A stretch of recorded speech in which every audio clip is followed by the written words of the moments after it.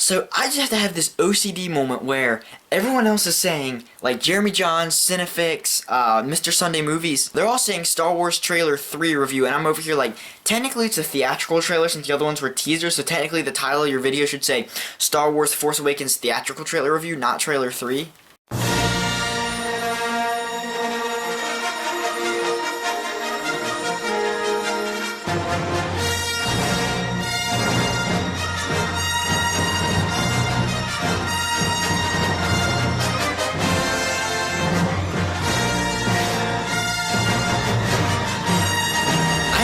I'm gonna hold this lightsaber with me the whole review.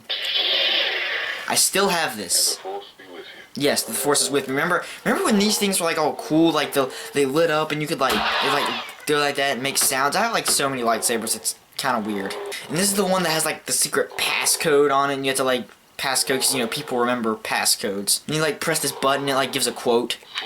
Don't think. Feel, don't think. You know, before Liam Neeson was an action star. So this trailer reveals a little more about the plot, not much though. Everyone knows everything about their plot and yet they say nothing. I cannot stand the fact that they're like adapting it from some of the non-canon books. Like, I don't know why, I always just like had this hatred for everything Star Wars that was not the 6 movies. Like, really though. And so, what is the title of this movie? I just have to say. On the poster it says Star Wars The Force Awakens. But then like on IMDb it says Star Wars Episode 7 The Force Awakens. Where should like the, you know, colon go? Where should like the dash go in the comma? I'm really overthinking this. For the actual trailer itself, we begin with a shot of Rey and her AT-AT.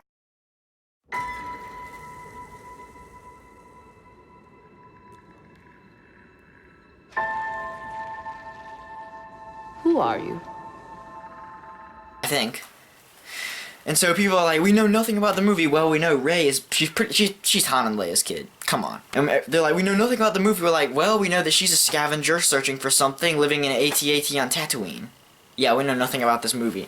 Get backstory on Finn, which, yes, I was right. He's based on the Davin Felth character. He's a stormtrooper that was, decides to become good. Instead, I did not predict that he was a Jedi, though.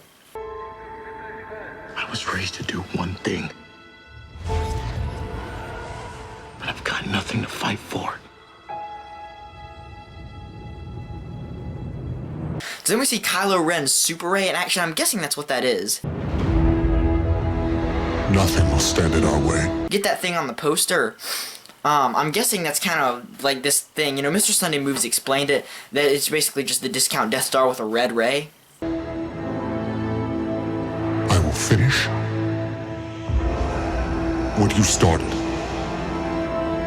So I guess he's like, okay, I want to kill all the Jedi just like Darth Vader did. Everyone's like, Darth Vader might be alive because he said you in the poster. And I'm like, people say you when they're talking to, you know, abstract things all the time. I mean, people say you when they're praying all the time.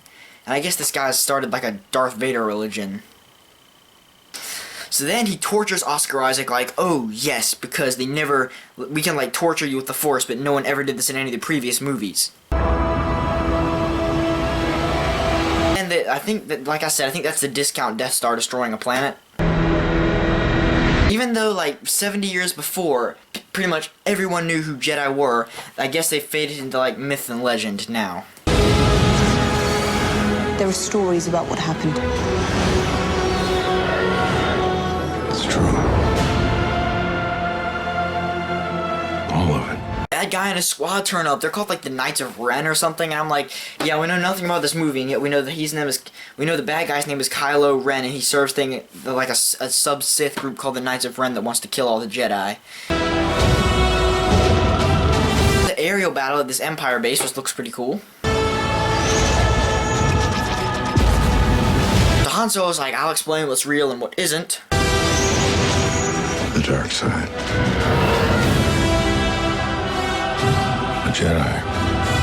And everyone marvels at the fact that he came around. Everyone like had a moment where he says he admits the Force is real. And I'm like, yeah, well, I'm pretty sure he married a Force-sensitive person.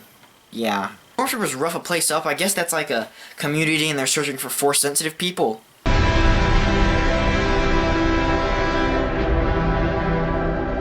And, you know, it shows Kylo Ren just like go like that and then Rey crying. I mean, yeah, some people, I mean, he might be killing a Force-sensitive person they found. Maybe he's killing Chewbacca, you know? Like, that shot where Rey is crying, there's, like, hair behind her, and I think that's, like, Chewbacca's body. It's like, too wide Harrison Ford. Like, some people think it's Harrison Ford's head, but, like, it's, like, this long. His head isn't this long. So Rey's like, the Force is calling to you, Finn. Because British accents. The Force. It's calling to you. Then we get a bunch of action, actually get our first shot at Princess Leia's face.